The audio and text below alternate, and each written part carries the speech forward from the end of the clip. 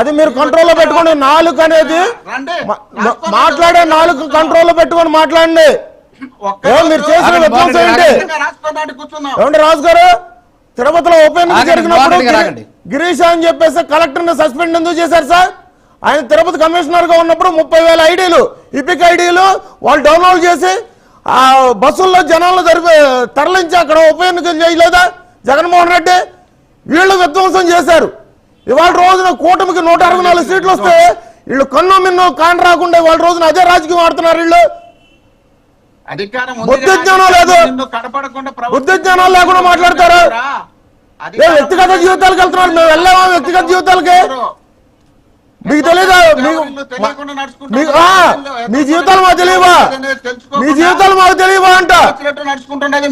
మీ జీవితాలు మాకు తెలియవా?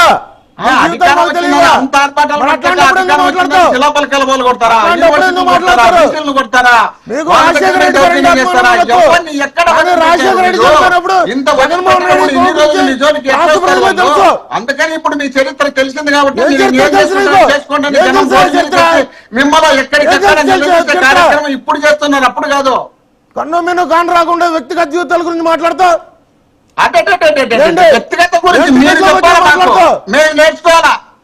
మీరు నేర్చుకోవాలి చెప్తే వ్యక్తిగతాల గురించి ఏం మాట్లాడతారయ్యా? వ్యక్తిగతాలు మొదలు పెట్టండి. మీరు వ్యక్తిగత గురించి స్టార్ట్ చేసింది మీరు మాట్లాడారు. ఇట్లాంటి విసరాజుగాలు ఆడితేనే ప్రజలు పక్కన కూర్చోబెట్టారు. అందుకనే మనం 2 సార్లు చీకొట్టి కూర్చోబెట్టారు. మేము ఇంతవరకు ఒకటి మెరగలే. మనకు గురిగింది